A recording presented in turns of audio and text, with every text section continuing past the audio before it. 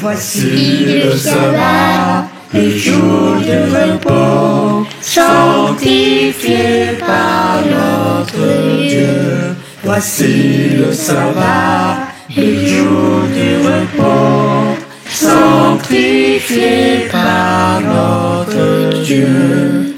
Amen. Amen. Amen. Amen. Amen. Amen. Amen. Amen. Amen. Amen. Amen. Amen. Amen. Voici le sabbat, le jour de repos, sanctifié par notre Dieu. Voici le sabbat, le jour du repos, sanctifié par notre Dieu. Chers frères et sœurs, chers amis, que la paix et la grâce de Dieu soient avec vous tous. Aujourd'hui encore, chers amis, nous avons l'heureux privilège d'être ensemble pour méditer sur la parole de Dieu. Et le thème de notre méditation pour cette série, c'est les deux piliers de la persévérance des saints. Un, les commandements de Dieu. Les deux piliers de la persévérance des saints. Un, les commandements de Dieu. Nous trouvons notre texte de méditation dans Apocalypse 14, le verset 12, qui nous dit, c'est ici la persévérance des saints qui gardent les commandements de Dieu et la foi de Jésus. Bien avant d'aller plus loin, chers amis, prions ensemble. Éternel, notre Seigneur et notre Dieu, que ton nom est magnifique sur toute la terre. En cet instant, nous allons méditer sur ta parole, que la sagesse d'en haut, ton Saint-Esprit vienne nous imprégner et que nous puissions parler de la part de toi pour que ton peuple puisse apprendre, comprendre, appliquer et partager ta parole. Au nom de Jésus, nous t'en prions. Amen. Chers amis, les deux piliers de la persévérance des saints, les commandements de Dieu. Chers amis, chers frères et sœurs, on a souvent cité et récité ce texte, Apocalypse 14, le verset 12, c'est ici la persévérance des saints qui gardent les commandements de Dieu et la foi de Jésus. Car on a souvent cité, car c'est notre passage favori. Mais malheureusement, on reste très souvent dans le superficiel, sans rentrer dans la profondeur de ce texte. Très souvent, on prend ce texte hors de son contexte pour en faire un prétexte afin de justifier des doctrines ou des positions erronées. Aujourd'hui, comme des Béréens, nous allons examiner bibliquement ce texte en laissant le Saint-Esprit nous conduire dans toute la vérité telle qu'elle est révélée en Jésus-Christ et par Jésus-Christ. Donc, chers amis, les deux piliers de la persévérance des saints, un, les commandements de Dieu. Donc, chers amis, à travers cette étude méditative, nous allons le faire en deux présentations, et voire même trois présentations, qui sera basée sur les commandements de Dieu et, deuxièmement, la foi de Jésus. Donc, chers amis, sans rentrer en profondeur dans l'aspect, la persévérance des saints, car le texte nous dit, c'est ici la persévérance des saints qui gardent les commandements de Dieu et la foi de Jésus. Qu'est-ce que la persévérance des saints? Persévérance vient du mot grec upomonai ou bien upomonei, qui généralement traduit par persévérance, patience, fermeté ou constance. Et nous devons comprendre que persévérance ou patience, c'est un don de Dieu. Persévérance ou patience, c'est un don de Dieu, chers amis, car il est dit dans Romains 15, versets 4 à 6, il est dit, or, tout ce qui a été écrit d'avance l'a été pour notre instruction, afin que par la patience et par la consolation que donnent les Écritures, nous possédions l'espérance. Et au verset 5, il a dit que le Dieu de la persévérance et de la consolation nous donne d'avoir les mêmes sentiments les uns envers les autres, selon Jésus-Christ, le Dieu de la persévérance. Donc la persévérance est un don de Dieu. C'est Dieu qui est persévérant, chers amis. Et au verset 6, il dit, afin que tous ensemble, d'une seule bouche, vous glorifiez le Dieu et le Père de notre Seigneur Jésus-Christ, le Dieu de la persévérance. Donc, chers amis, la persévérance des saints est un don. La persévérance des saints est un don. Et on nous dit que la persévérance des saints a deux piliers à travers ce texte. Un, il gardait les commandements de Dieu. Un, garder les commandements de Dieu. Et deux, garder la foi de Jésus. C'est ici la persévérance des saints qui garde les commandements de Dieu, qui garde la foi de Jésus. Donc, c'est à travers cet aspect que nous allons ensemble méditer sur le premier pilier de la persévérance des saints qui sont les commandements de Dieu. Chers amis, on a beaucoup parlé des commandements de Dieu. Et très souvent, et même malheureusement, lorsqu'on parle des commandements de Dieu, beaucoup d'entre nous font référence seulement aux 10 commandements donnés par Moïse, ou bien donnés à Moïse. C'est comme s'il n'y a plus d'autres commandements après les 10. Chers amis, nous devons comprendre que la loi des 10 commandements est un symbolisme de la totalité de tous les commandements de Dieu, mais il n'y a pas que 10. Lorsque nous trouvons dans la révélation de Jésus, dans la révélation de Dieu, au verset 12, Apocalypse 14, le verset 12, c'est ici la persévérance des saints qui gardent les commandements de Dieu. Le texte ne fait pas seulement référence aux 10 commandements de Dieu donnés à Moïse, mais à l'ensemble des commandements de Dieu encore valables, encore valides pour nous aujourd'hui. Le texte fait référence à l'ensemble des commandements de Dieu encore valides pour nous aujourd'hui. Et suivant Apocalypse 14, le verset 12, nous sommes appelés à persévérer dans l'application de tous les commandements de Dieu. C'est ici la persévérance des saints qui garde les commandements de Dieu et la foi de Jésus. Donc, mais nous ne devons-nous pas nous poser la question de quel commandement s'agit-il ici? Car il dit, c'est ici la persévérance des saints qui garde les commandements de Dieu. Est-ce que nous ne devons pas nous poser la question de quel commandement de Dieu s'agit-il ici? Mais, chers amis, avant de savoir de quel commandement de Dieu dont parle Jésus dans sa révélation, il faut connaître d'abord le plus grand commandement de Dieu.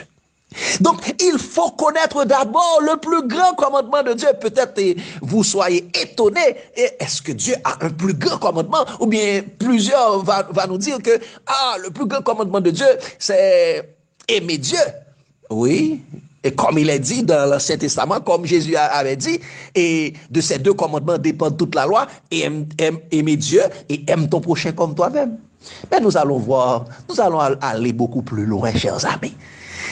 Dans Marc 9, versets 7 et 8, suivant, et lorsque Jésus était sur la montagne de la transfiguration avec Pierre, Jacques et Jean, ou lorsque Moïse et Élie étaient venus pour le consoler, pour s'entretenir avec lui, Dieu avait fait quelque chose, avait dit quelque chose d'extraordinaire qui devrait attirer notre attention.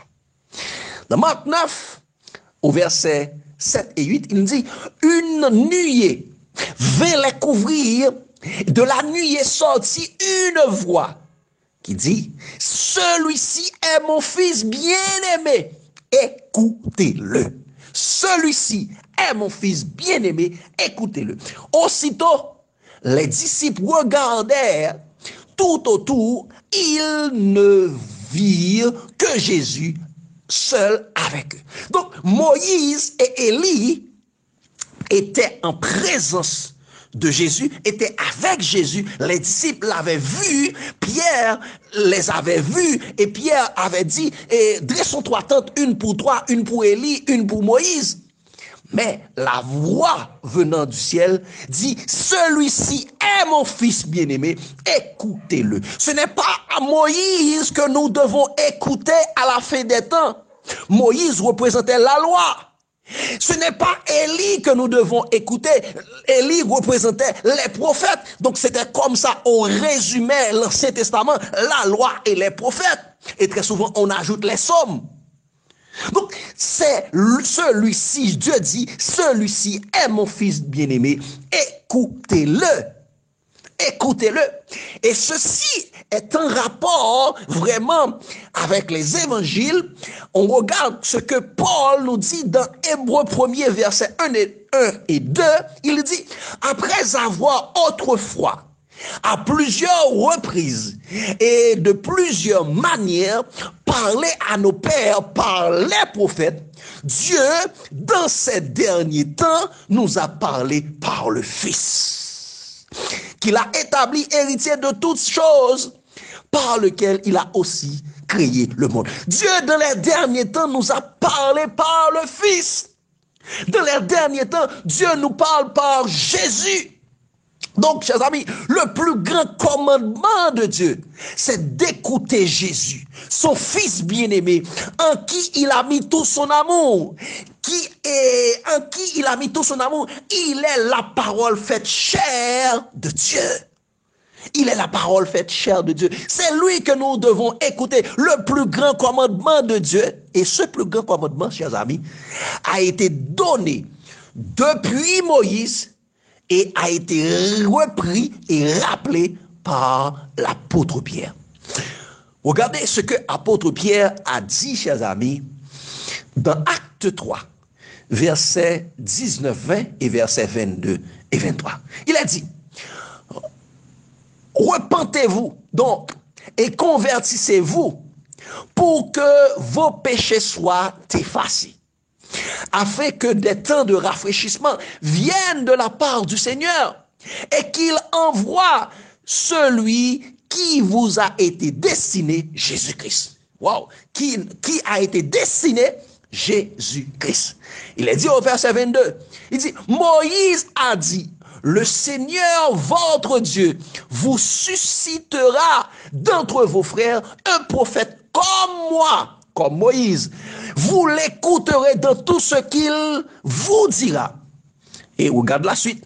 Il dit, et quiconque n'écoute pas ce prophète sera exterminé du milieu du peuple. Donc, et Pierre a rappelé ce que Moïse avait dit.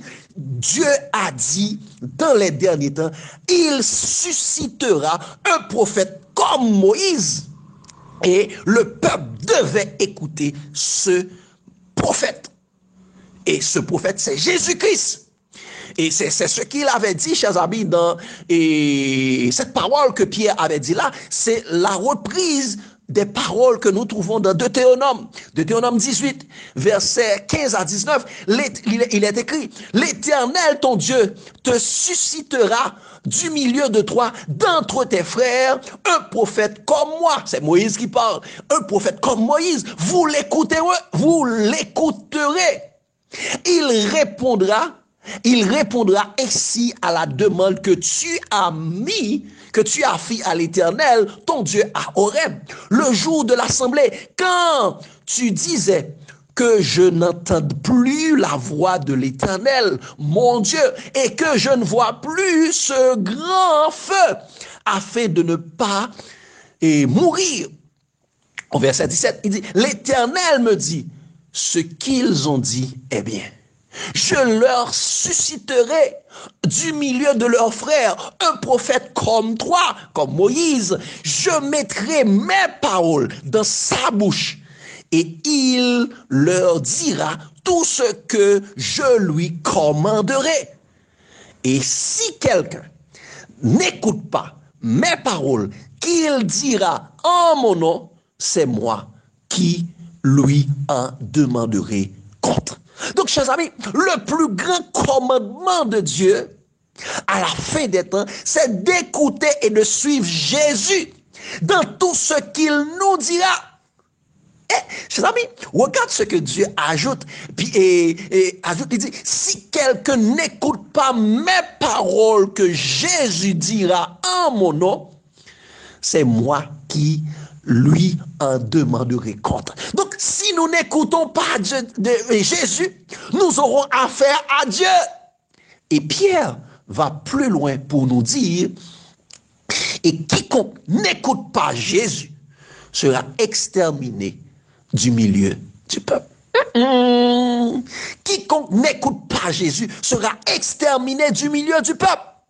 Et ceci va en accord avec Jean 3,16 qui nous dit, car Dieu a tant aimé le monde, il a donné son Fils unique afin que quiconque croit en lui, quiconque croit en Jésus, quiconque croit en la parole de Jésus ne périsse point, mais qu'il ait la vie éternelle. Donc l'inverse, si la personne ne croit pas en Jésus, il n'aura pas la vie éternelle, il sera exterminé du milieu du peuple.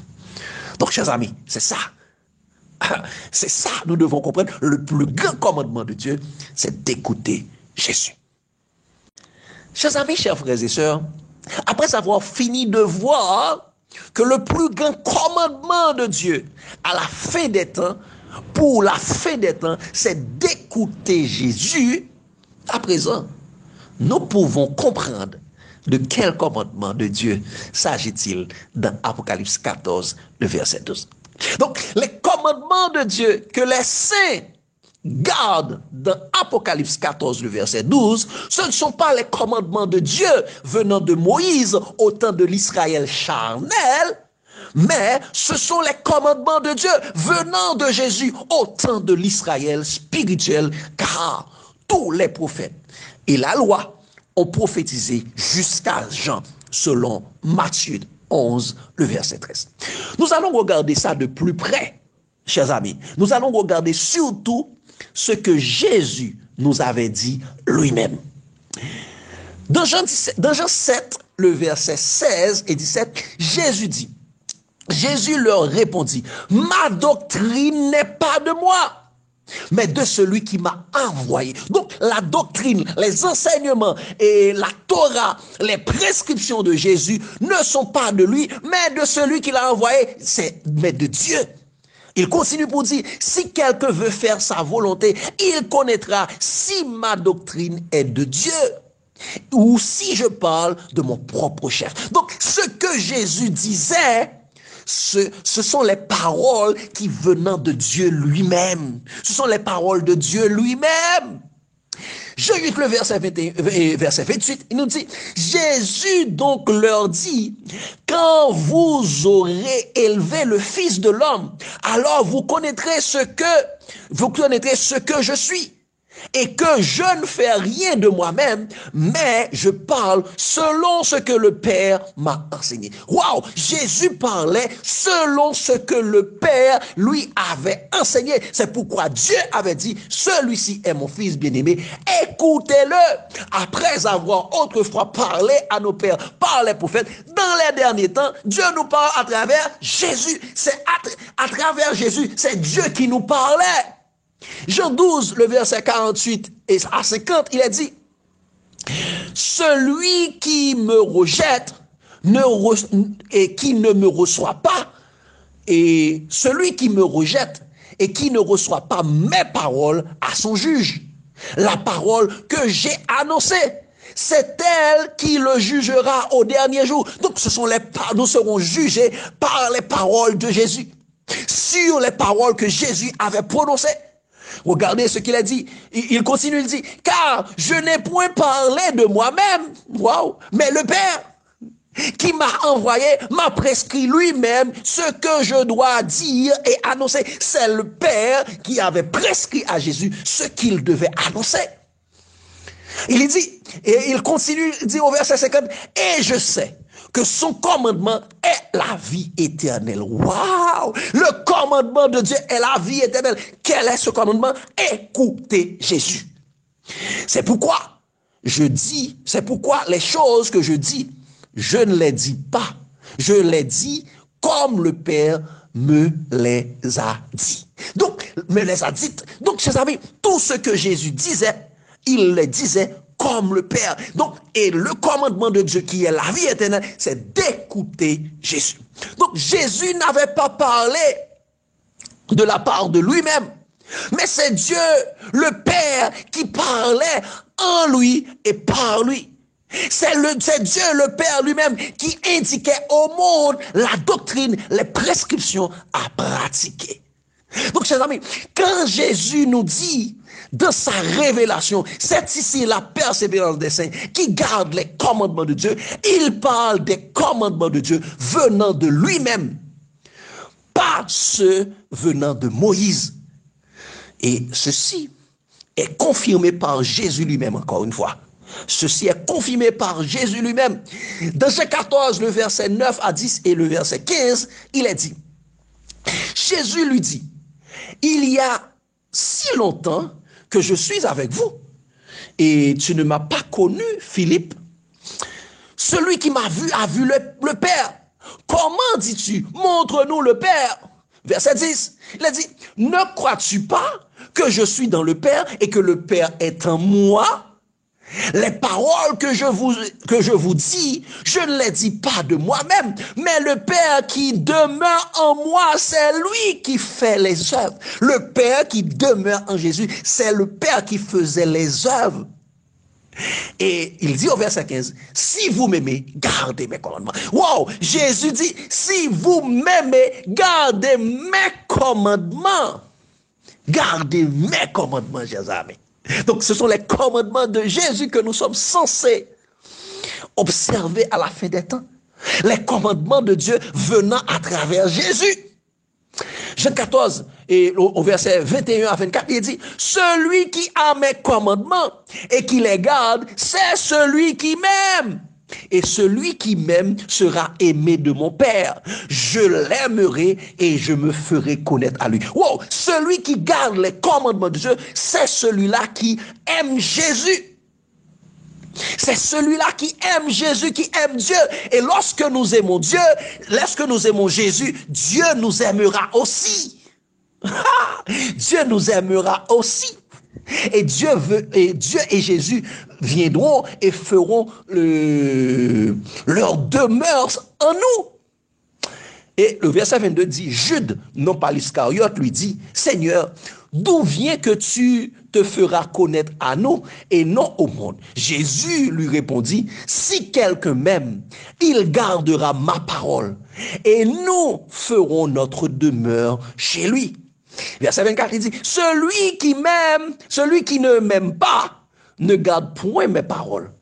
Et la parole que vous entendez n'est pas de moi-même, mais du Père qui m'a envoyé. Waouh, les paroles de Jésus sont du Père. Donc, si une personne ne garde pas les paroles de Jésus, il ne garde pas les paroles de Dieu. Donc, les commandements que nous sommes censés de garder à la fin des temps, ce sont les commandements de Dieu venant par Jésus. J'ai dit, si quelqu'un m'aime, si vous m'aimez, gardez mes commandements. Et lorsque nous gardons les commandements de Dieu, c'est la preuve de notre amour. Les commandements de Jésus, c'est la preuve de notre amour pour Dieu. Et Jésus nous recommande vraiment de garder ses commandements. Dans Jean 15, le verset 9 et 10, il est dit, comme le Père m'a aimé, je vous ai aussi aimé. Demeurez dans mon amour. Si vous gardez mes commandements, vous demeurez dans mon amour, de même que j'ai gardé les commandements de mon Père et que je demeure dans son amour. Donc, chers amis, nous sommes appelés à demeurer dans l'amour de Jésus en gardant ses commandements. Jésus a gardé les commandements du Père pour nous et il nous a donné ses commandements lui-même à garder. Donc, Jésus a gardé les commandements du Père et demeure dans son amour. Et nous-mêmes également, nous sommes appelés à garder les commandements de Jésus pour demeurer dans son amour. Si quelqu'un... C'est ce que Jésus dit. Si vous gardez mes commandements, vous demeurez dans mon amour, de même que j'ai gardé les commandements de mon Père et que je demeure dans son amour. Donc, les commandements de Dieu que nous sommes appelés à garder avec persévérance, ce sont les commandements donnés à travers les paroles de Jésus. Donc, si nous comprenons cela, chers amis, nous comprendrons mieux les paroles de Jésus dans la proclamation de la loi de l'Esprit sur la montagne, où Jésus disait à plusieurs reprises, vous avez entendu qu'il a été dit, mais moi, je vous dis. Nous allons regarder, chers amis, dans Matthieu 5, le verset 21 à 22, il dit, vous avez entendu qu'il a été dit aux anciens, tu ne tueras point. Où ça, il avait dit que tu ne tueras point? Dans les 10 commandements, dans la loi de Moïse. Vous avez entendu qu'il a été dit, tu ne tueras, aux anciens, tu ne tueras point. Celui qui tuera mérite d'être puni par les juges. Mais moi, je vous dis, que quiconque se met en colère contre son frère mérite d'être puni par les juges. Et ainsi de suite. Donc, vous avez entendu qu'il a été dit aux anciens, mais moi je vous dis, qui avait dit ça? Moïse. Mais moi je vous dis, Jésus. Jésus dit, au verset 27 et 28, Jésus dit encore la même chose, toujours dans Matthieu 5. Il a dit, vous avez appris qu'il a été dit, tu ne commettras point d'adultère. Où ça qu'il a été dit que tu ne commettras point d'adultère? Dans les 10 commandements. Qui avait dit, qui a rapporté cela? Moïse.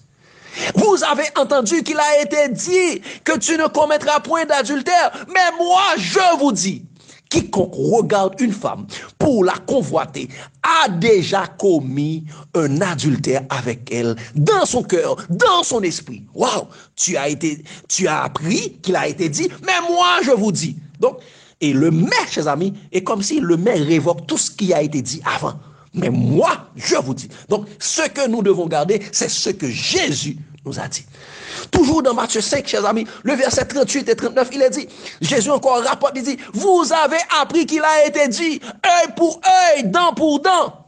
Mais moi, je vous dis de ne pas résister aux méchants. Si quelqu'un te frappe sur la joue droite, présente-lui aussi l'autre. Donc Jésus, c'est comme si Jésus révoquait les paroles de Moïse pour aller plus loin, pour donner l'esprit de la loi, pour donner la loi de l'esprit sur la montagne.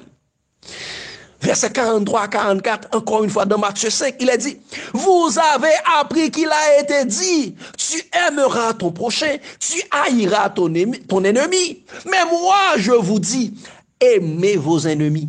Bénissez ceux qui vous maudissent, faites du bien à ceux qui vous haïssent et priez pour ceux qui vous maltraitent et qui vous persécutent. Voici les commandements de Dieu que nous devons garder. Et ce sont les commandements de Dieu venant de Jésus. Chers amis, les hommes charnels aiment la lettre de la loi gravée sur la pierre ou écrit dans les livres de Moïse, car ceux-ci s'adaptent à leur chair. Ceci leur donne la possibilité de haïr, de commettre des adultères dans leurs pensées. S'ils ne commettent pas l'acte, c'est pourquoi, mais pour eux, ils ne commettent pas l'adultère. De ne pas se mettre en colère. Ceci leur donne le droit de se mettre en colère contre leur prochain. Mais pour qu'ils puissent dire, chers amis, pour qu'ils puissent se glorifier eux-mêmes, j'ai fait toutes choses. J'ai fait tout ce que la loi me dit, dès ma jeunesse, comme le chef Mais la loi de l'Esprit de Jésus leur demande à renoncer à la chair, à renoncer à leur moi, à renoncer à notre position, à renoncer à leur richesse, à renoncer à la sagesse humaine et à marcher dans la loi de l'Esprit de Jésus-Christ. Donc la chair n'est pas prête à aller à ce niveau. Donc, tu ne dois pas te mettre en colère contre ton frère. Tu dois aimer ton ennemi. Ah, chers amis, c'est pas facile. Et c'est pourquoi les hommes aiment la loi de Moïse au lieu de la loi de Jésus. Les hommes aiment de préférence les 10 commandements gravés sur la pierre morte au lieu de toute la loi de Dieu gravée sur la pierre vivante que représente Jésus. C'est pourquoi Jésus a dit dans Jean 3, versets 19 à 21, et ce jugement, c'est que la lumière étant venue dans le monde, qui est la lumière du monde, Jésus. La lumière étant venue dans le monde, les hommes ont préféré les ténèbres qu'à la lumière, parce que leurs œuvres étaient mauvaises. Car quiconque fait le mal est la lumière. Oh, la lumière est Jésus. Oh, chers amis, quiconque fait le mal est la lumière et ne vient point à la lumière de peur que leurs œuvres soient dévoilées. Mais celui qui agit selon la vérité vient à la lumière afin que ses œuvres soient manifestées parce qu'elles sont faites en Dieu. Wow, chers amis. Quiconque est la lumière, quiconque est la lumière est Jésus. Parce que, chers amis, la lumière est venue dans les ténèbres. Les hommes ont préféré les ténèbres qu'à la lumière parce que leurs œuvres étaient mauvaises. Les hommes préfèrent la loi de la lettre gravée sur la pierre au lieu de la loi de l'esprit gravée sur Jésus. Jésus nous dit, nous devons comprendre, chers amis, que Jésus nous dit en vérité, Moïse ne nous a pas donné le pain du ciel.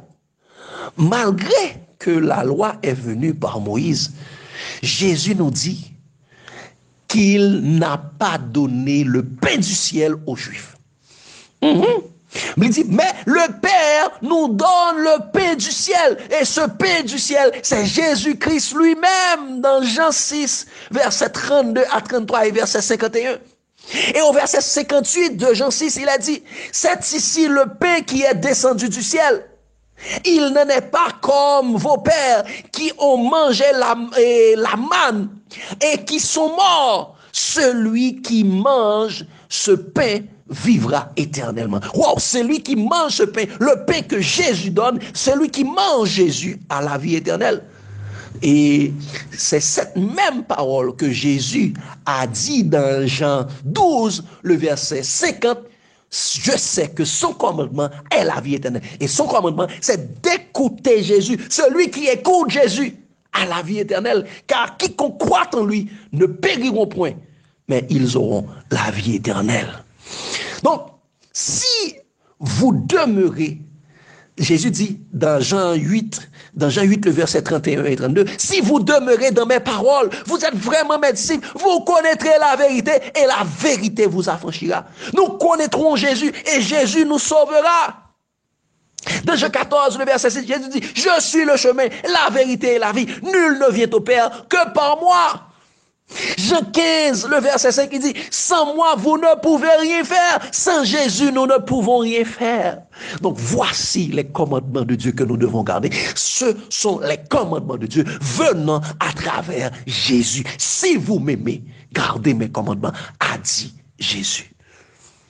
Et chers amis, ceci va de pair avec l'enseignement des apôtres. Les apôtres de Jésus ont appliqué et nous ont recommandé ce même grand commandement de Dieu. Paul dit, soyez mes imitateurs comme moi je le suis de Christ. Dans 1 Corinthiens 11, le verset 1. Éphésiens 5, verset 1 et 2. Et Paul dit plus loin dans Hébreux 1er, verset 1 et 2.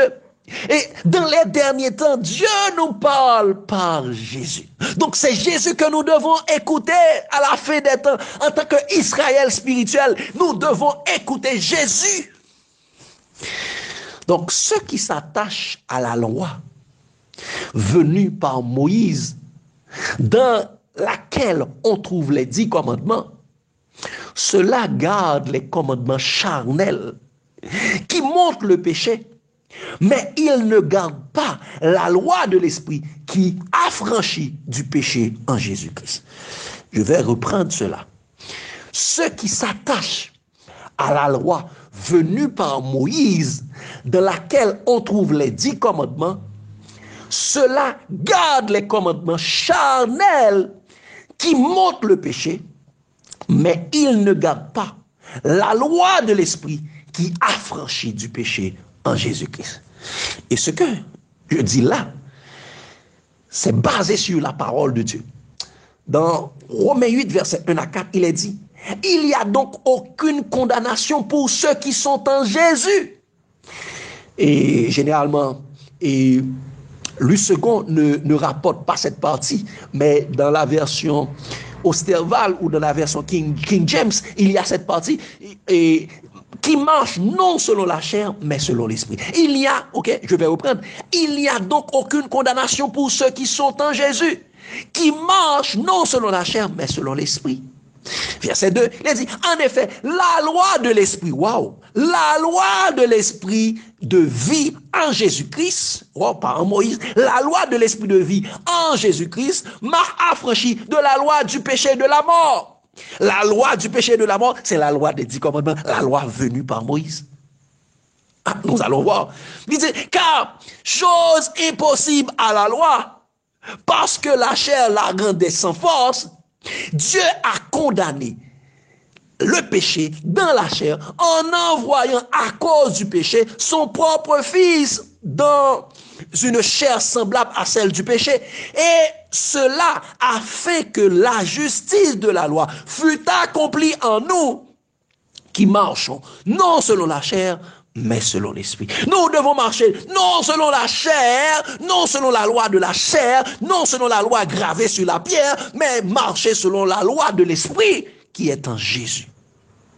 Donc, chers amis, et il va encore plus loin. Nous devons comprendre que, chers amis, la lettre de la loi écrite et gravée sur la pierre, c'est la loi du péché, venue par Moïse, qui mène à la mort. Mais la loi de l'esprit, en Jésus-Christ, mène à la vie éternelle. Nous allons reprendre.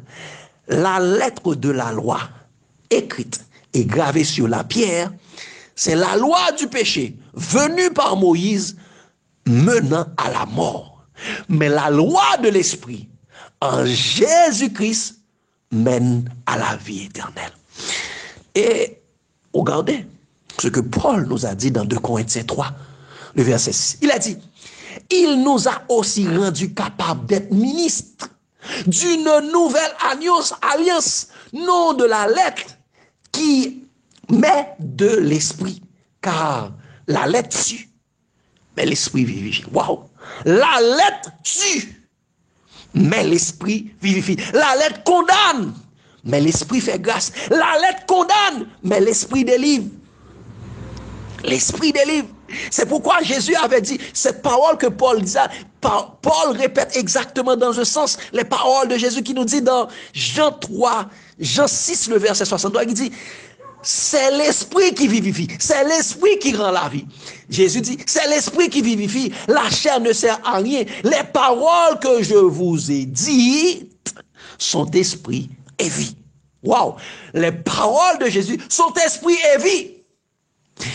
Et, chers amis, Paul dit que Jésus, la loi de la lettre tue, mais la loi de l'esprit vivifie. Mais de quelle lettre Paul parle ici dans son épître? Et dans 2 Corinthiens 3, le verset 7 et 8, nous allons voir de quelle lettre. Il est dit, or, si le ministère de la mort gravé avec les lettres sur des pierres a été glorieux. Quoi? Le ministère de la mort, quoi? Paul appelle les 10 commandements le ministère de la mort. Chers amis, si le ministère de la mort gravé avec des lettres sur des pierres a été glorieux, au point que les fils d'Israël ne pouvaient fixer les regards sur le visage de Moïse à cause de la gloire de son visage, bien que cette gloire fût passagère, combien le ministère de l'Esprit ne sera-t-il pas plus glorieux? Le ministère de l'Esprit, ce sont les paroles de Jésus. Mais le ministère de la mort, ce sont les paroles gravées sur la pierre. Ha, chers amis, Paul, en tant que bon imitateur de Jésus, nous dit que ce n'est pas la loi des 10 commandements gravés sur la pierre morte que nous devons garder, mais c'est la loi de l'Esprit qui est scellée et gravée en Jésus que nous devons pratiquer. Jésus est la pierre vivante sur laquelle Dieu le Père a gravé la totalité de sa parole. Jésus est la pierre vivante sur laquelle Dieu a gravé la totalité de ses commandements, la totalité de sa loi, pas seulement 10. Et ceci est effectivement prouvé par les Écritures, dans la parole de Dieu, dans Zacharie 3, le verset 9, il nous dit, « Car voici, pour ce qui est de la pierre que j'ai placée devant Josué, il y a 7 yeux sur cette même pierre, sur cette pierre. Voici, je graverai moi-même tout ce qui doit y être gravé, dit l'Éternel des armées, et j'enlèverai l'iniquité de ce pays en un jour. » Donc Dieu dit, la pierre a 7 yeux. Qui a 7 yeux? L'agneau qui a 7 yeux. 7 cornes et 7 yeux, selon Apocalypse 5. Il dit, je graverai moi-même tout ce qui doit y être gravé. Donc, sur Jésus, toute la parole de Dieu a été gravée. Dieu a scellé sur Jésus toutes ses paroles. Et Jésus a confirmé cela dans Jean 6, le verset 27. Il dit, travaillez non pour la nourriture qui périt, mais pour celle qui subsiste pour la vie éternelle, et que le Fils de l'homme vous donnera, car c'est lui que le Père, que Dieu a marqué de son sceau. Dieu a marqué Jésus de son sceau. Dieu a mis en Jésus toute sa parole. Toute sa parole. C'est pourquoi, chers amis, Jean lui-même, et nous dit dans ses épîtres, dans ses lettres, et dans 1 Jean 2, versets 3 à 6, il a dit, si nous gardons ses commandements, par là, nous savons que nous l'avons connu. Celui qui dit, je l'ai connu, et qui ne garde pas ses commandements, c'est un menteur. Et la vérité n'est point en lui. Mais celui qui garde sa parole, l'amour de Dieu est véritablement parfait en lui. Par là, nous savons que nous sommes en lui. Celui qui dit qu'il demeure en lui doit marcher comme il a marché lui-même. Donc, chers amis, nous sommes appelés à marcher comme Jésus. Nous sommes appelés à écouter Jésus. Nous sommes appelés à suivre Jésus. Parce que Jésus est la personnification de la loi de Dieu. Toute la loi de Dieu est gravée en Jésus. Donc, chers amis, et nous devons regarder que Jean nous dit des choses extraordinaires faisant référence à Jésus. Si nous gardons ses commandements, par là, nous savons que nous l'avons connu. Donc, c'est en gardant Jésus que nous allons connaître Jésus.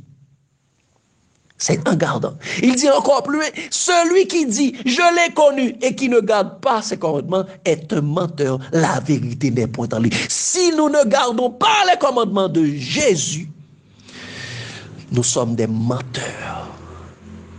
Encore une fois, il va encore plus, il dit, celui qui garde sa parole, l'amour de Dieu est véritablement parfait en lui. Donc c'est lorsque nous gardons les paroles, la parole de Jésus, que l'amour de Dieu sera véritable en nous. Il dit encore, celui qui dit qu'il demeure en lui doit marcher comme il a marché lui-même. Donc nous devons marcher comme Jésus. C'est pourquoi Jésus dit, celui qui veut venir après moi, qu'il renonce à lui-même, se charge de sa croix et me suive. Et chers amis, Jean va encore plus loin. Dans 1 Jean 3, le verset 22 à 24, il dit, quoi que ce soit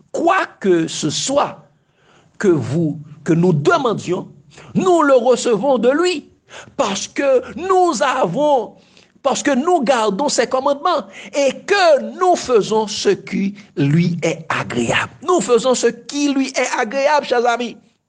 Il dit, et c'est ici son commandement, que nous croyons au nom de son Fils Jésus-Christ. Donc, le commandement de Dieu, c'est que nous croyons au nom de son Fils et que nous nous aimons les uns les autres selon le commandement qu'il nous a donné. Wow, ce commandement, nous devons nous aimer les uns les autres.